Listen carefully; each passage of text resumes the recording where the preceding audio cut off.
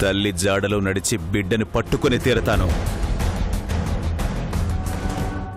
నేరుగా ఆయన దగ్గరికి వెళ్ళి మీ అమ్మాయిని పట్టుకోవడం కోసం ఏ నంజుడు స్వామి అయితే వెతుకుతున్నాడో అతనే మీ అమ్మాయిని ఏదో చేశాడని చెప్పేద్దాం. రిస్క్ ఏమో గాయత్రి, మన విషయం బయటపడితే ఈమెను వశం చేసుకుని బాబును ఎత్తుకుని పోవాలి.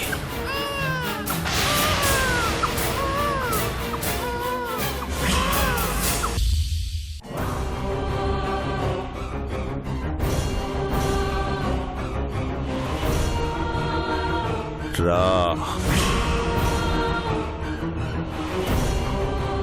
నీకోసమే వచ్చాను. రా,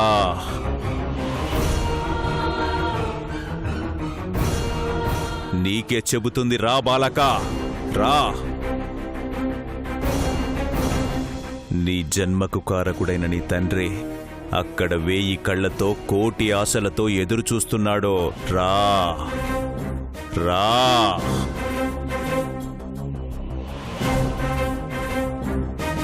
నువ్వు వస్తావని నాకు తెలుసు.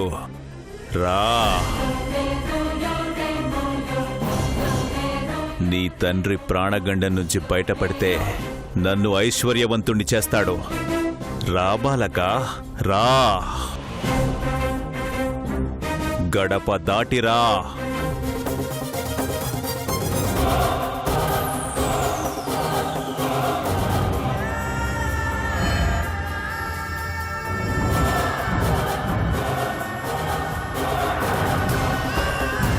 శ్వేత, బాబు బయటకు వెళ్ళిపోతుంటే చూసుకోవాలి కదా.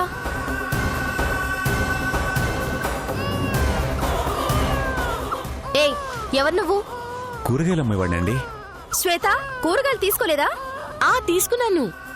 తీసుకున్నట్టు కదా, మరెందుకొచ్చు? ఇందాక బాబు ఏడుస్తుంటే సరిగా తీసుకోలేకపోయారు. ఇంకేమైనా కావాలా అని అడగడానికి వచ్చాను. ఏం అవసరం లేదులే, వెళ్ళు.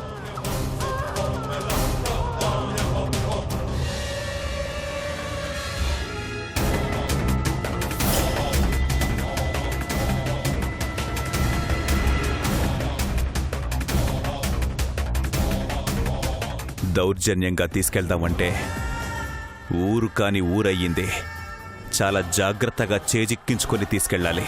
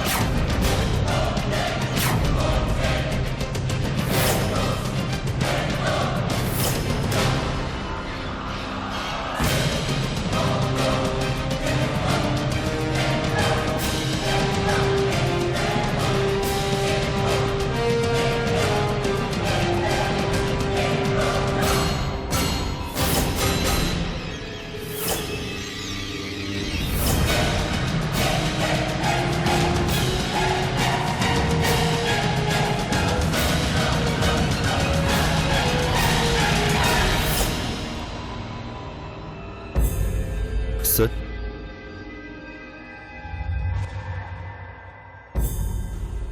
సార్, పిచ్చెక్కిపోతుందయ్యా. అంతు చిక్కని రహస్యంలా ఎంతసేపు చూసినా ఇది కళ నిజమా, నా కూతురా నా కూతురు కాదా అని అర్థం కావట్లేదయ్యా.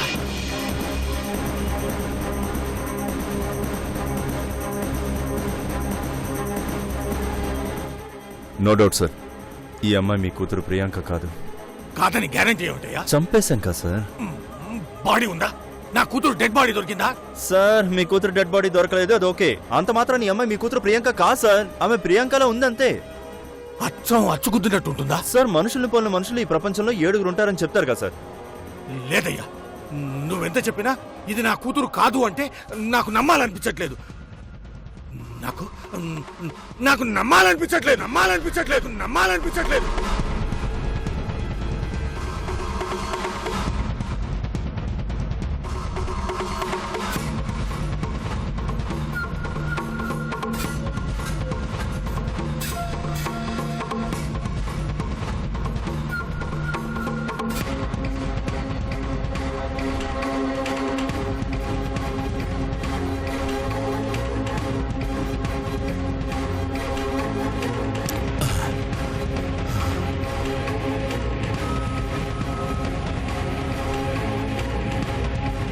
భయం వేస్తుందయ్యా. నా చావును ఎదురుగా పెట్టుకొని చూస్తున్నట్టుగా ఉంది. బీపీ పెరుగుతుందయ్యా. టెన్షన్తో నరాలు చిట్లిపోతాయనిపిస్తుంది.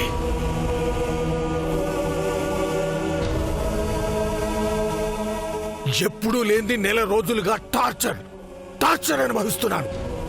రాజకీయంగా అంచెలంచెలుగా ఎదగాలనుకున్న నా కోరిక నేను పుట్టుక్కున చచ్చిపోయేటట్టున్నా.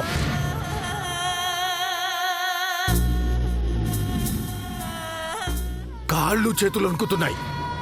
కొండవీటి మాణిక్యం జీవితంలో ఎప్పుడూ లేనంతగా చావు భయాన్ని అనుభవిస్తున్నాడు. సార్ అమ్మాయి మీ కూతురని మీరు కాదని నేను. ఎందుకు సార్ ఈ క్విజ్ ప్రోగ్రామ్? ఎదురుగానే ఉందిగా, చంపేస్తావు పని అయిపోద్దిగా.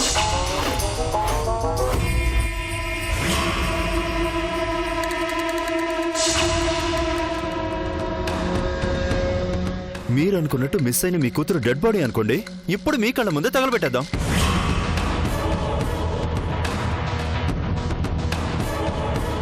మీ అమ్మాయి కాకుండా మీ అమ్మాయి రూపంలో ఉండే మరో అమ్మాయి అయితే దాని అడ్డు కూడా తొలిగిపోయినట్టుంటుంది. సార్ ఏది ఏమైనా మనం రిస్క్ నుంచి బయటపడినట్టే.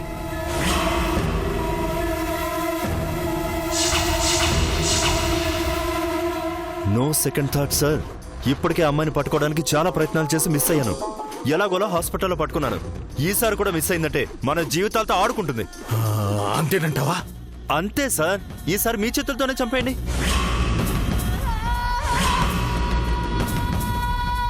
ఆక్సిజన్ ఆపేసి 2 నిమిషాలు ముక్కు మూసేయండి.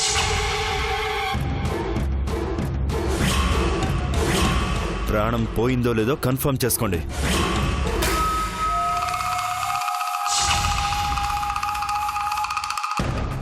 కళ్ళ ముందే బూడిదైపోయేంత వరకు చూస్తూ ఉండండి. జీవితంలో ఇంకెప్పుడు మీకు డౌట్స్ ఉండవు.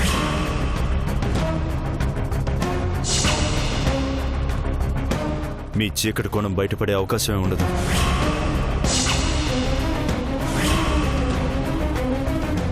పదండి, ఆక్సిజన్ మాస్క్ తీస్తామంటే 5 నిమిషాల్లో పోతుంది.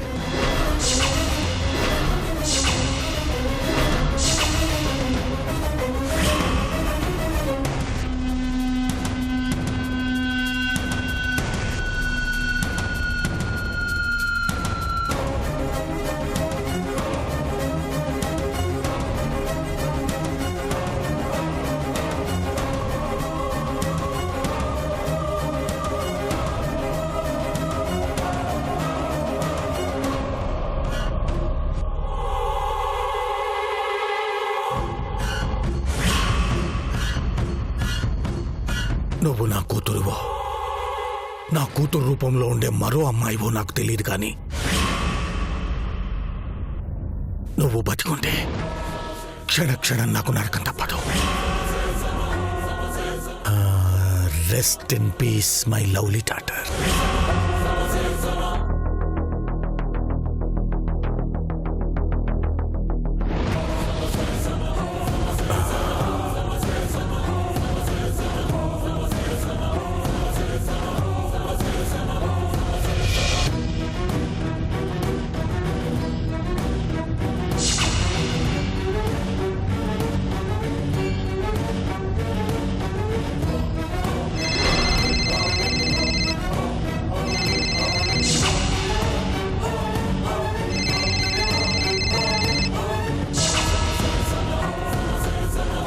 Unknown number.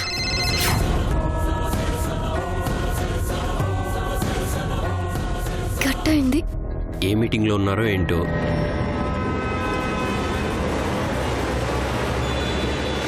ఇంకొకసారి ట్రై చేస్తాను.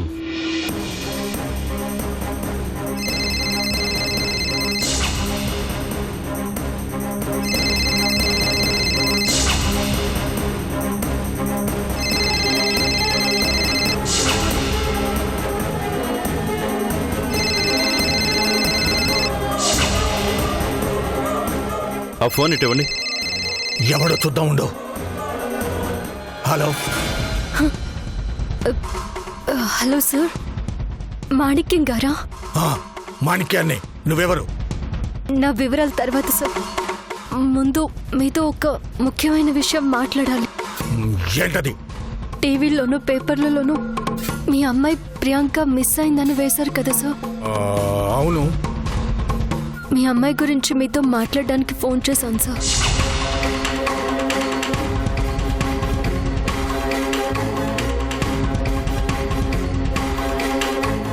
ఏంటి, మా అమ్మాయి గురించి మాట్లాడడానికి ఫోన్ చేశావా?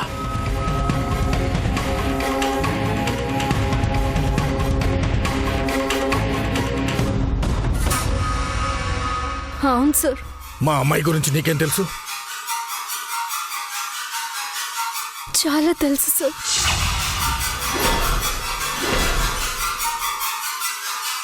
సార్, మీరు మీ అమ్మాయి మిస్సింగ్ కేసుని ఏ పోలీస్ ఆఫీసర్కి అయితే అప్పగించారో ఆ ఆఫీసరే పెద్ద క్రిమినల్ సార్.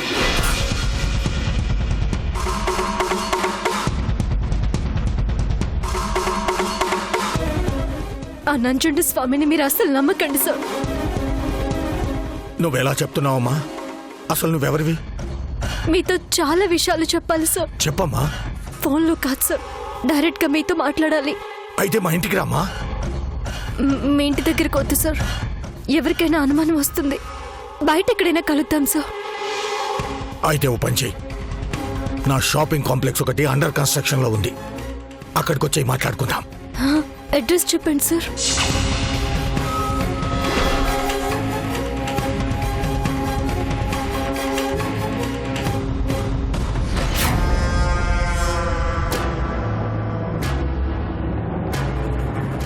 క్లియర్గా అర్థమైందా? అయింది సార్. ఇప్పుడే బయలుదేరుతున్నావు కదా? బయలుదేరుతున్నాను సార్.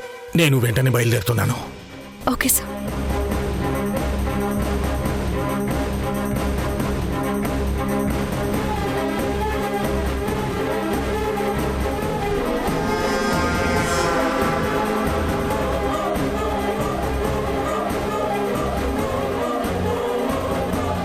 ఎవరు సార్? సాయంత్రం ఫ్లైట్ కి బెంగళూరుకి టికెట్ వేస్తాను, బయలుదేరు. ఏంటి సార్ అలా అంటారు? అదెవరితో ఫోన్ చేసి మీ అమ్మాయి గురించి మీతో ముఖ్యమైన విషయం మాట్లాడాలంటుంది. నీ మీద అనుమానం ఉందని, నువ్వే క్రిమినల్ అని క్లియర్ గా చెప్తోంది. బెంగళూరు నుంచి వచ్చి చివరికి నువ్వు చేసిన హెల్ప్ ఇదా? బయలుదేరు. ఖచ్చితంగా అమ్మాయి గాయత్రి అయి ఉంటుంది సార్. గాయత్రో సావిత్రో, ఈ విషయం నాతో చెప్పింది కాబట్టి సరిపోయింది. ఇంకెవరితోనైనా చెప్పుంటే వేసేస్తాను సార్ దాన్ని. ముందు ఆ అమ్మాయి నాతో ఏం మాట్లాడుతుందో విందాం. ఇంకేంటి సార్ వినేది? నా కూతురు గురించి ఇన్ఫర్మేషన్ ఇస్తానంటుందయ్యా. అప్పటి వరకు తొందరపడకు, అర్థమైందా? ఇది నా కూతురో కాదో అని నేను డైలమాలో ఉంటే అది వత్తో ఫోన్ చేసింది. దాని దగ్గర ఏదో ఇన్ఫర్మేషన్ ఉంది. పనికొచ్చేదైతే తీసుకుందాం, లేదంటే లేపేద్దాం. పద.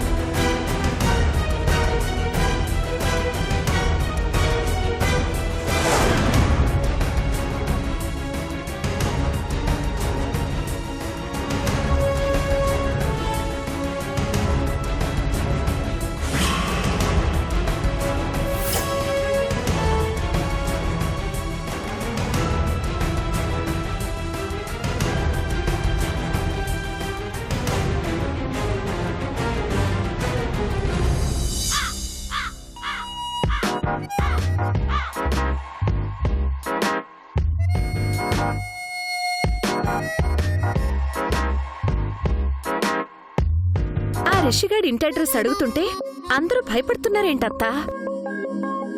వాళ్ళ అడ్రస్ చెప్పడానికే జనం భయపడి చేస్తున్నారు. మనం వాళ్ళ ఇంట్లో జ్వరబడి లహరిని కాపాడ్డం జరిగే పనేనా? తప్పదు కదా. నా ఇంట్లో కాలు మీద కాలేసుకుని కూర్చుని నచ్చింది వండుకుని తింటూ హాయిగా ఉండేదాన్ని. నిన్నటి నుంచి సరైన తిండి లేదు, నిద్ర లేదు, మంచినీళ్ళు కూడా లేవు. ఇక్కడ హోటళ్లలో తిండేమో గొంతు దిగి చావడం లేదు.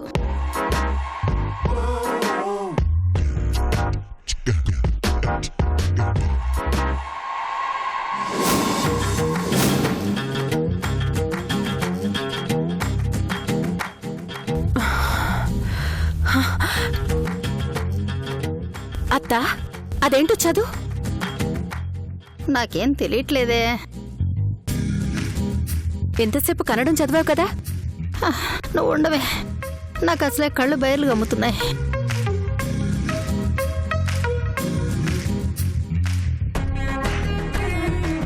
ఫస్ట్ ర్యాంకు రాజు. ఫస్ట్ ర్యాంక్ రాజు. నేను చదివేశాను అత్త. అత్త అత్త అత్త, నేను కన్నడ సినిమా ఎప్పుడు చూడలేదు. ఇది మంచి కామెడీ సినిమాలా ఉంది, చూద్దామా? హొసే కస్తూరి, ఎవరికైనా పోయాక నరకలోకం కనిపిస్తుంది. నాకు పోకముందే చూపిస్తున్నావు కదే. పదా.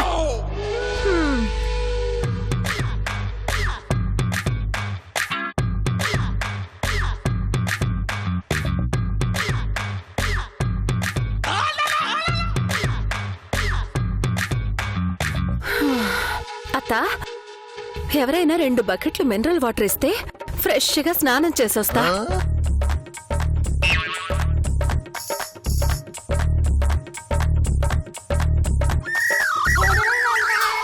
చింత చచ్చినా పులుపు చావలేదని సామెత ఉంది, తెలుసా నీకు? ఎందుకు తెలీదు? చెప్పనా దానికో ఎగ్జాంపుల్? మామ లేకపోయినా నువ్వు ఒళ్ళంతా సెంటు కొడతావు కదా. ఎగ్జాంపుల్ బాగా చెప్పాను కదా అత్త. హుసే, ఖాయంగా నేను ఆ రిషిగాడి చేతిలో చావను. నేను రాసిస్తానే. అంత ఖచ్చితంగా ఎలా చెప్పగలవత్తా? వాడికి నువ్వెక్కడ అవకాశం ఇస్తావే? వాడికంటే ముందు నువ్వే చంపేసేలా ఉన్నావు.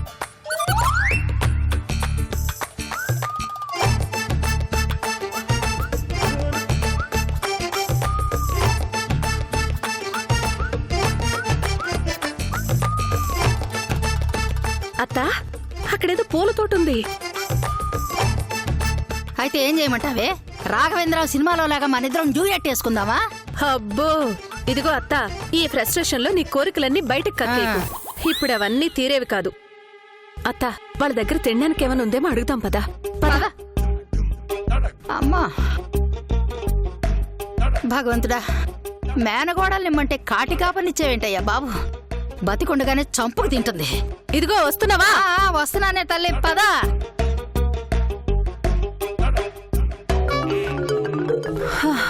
అమ్మా, బాగా ఆకలిగా ఉంది. కాస్త తినడానికి చికెన్ బిర్యానీయో మటన్ బిర్యానీయో దొరుకుతుందా మీ దగ్గర? సే, నీకు లౌక్యమే తెలీదు. ఎట్టా బతికి చస్తావే? ఇదిగో అమ్మాయి, చాలా దూరం నుంచి వస్తున్నావు, దాహం వేస్తుంది. కాసిన మంచినీళ్ళు ఇస్తావా అమ్మా? నాకు ఫ్రిడ్జ్ నీళ్ళు ఇవ్వండి.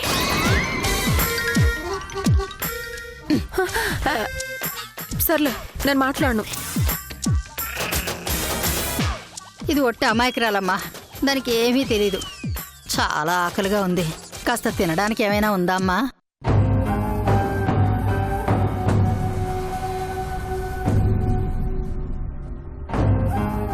Good morning lucky girl.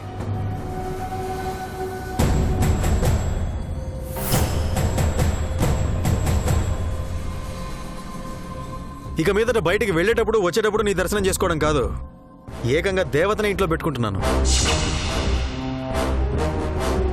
హే మరదలా, ఇంక నువ్వు మా సొంతం, మా మనిషివే. ఇంకా ఎవరో వచ్చి ఏదో చేస్తారని హోప్స్ పెట్టుకోకు.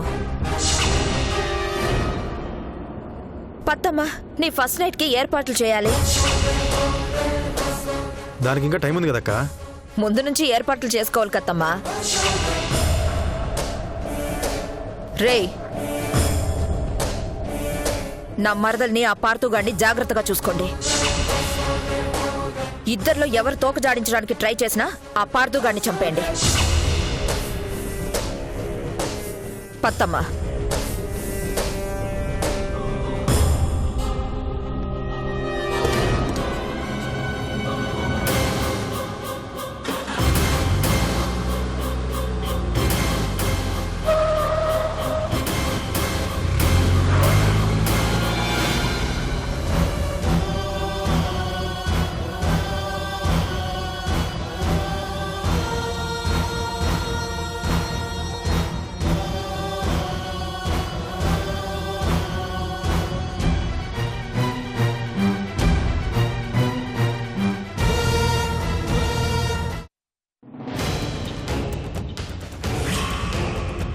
నువ్వు నా పక్కనుంటే నేను మాత్రమే అదృష్టవంతుడు అనుకున్నా.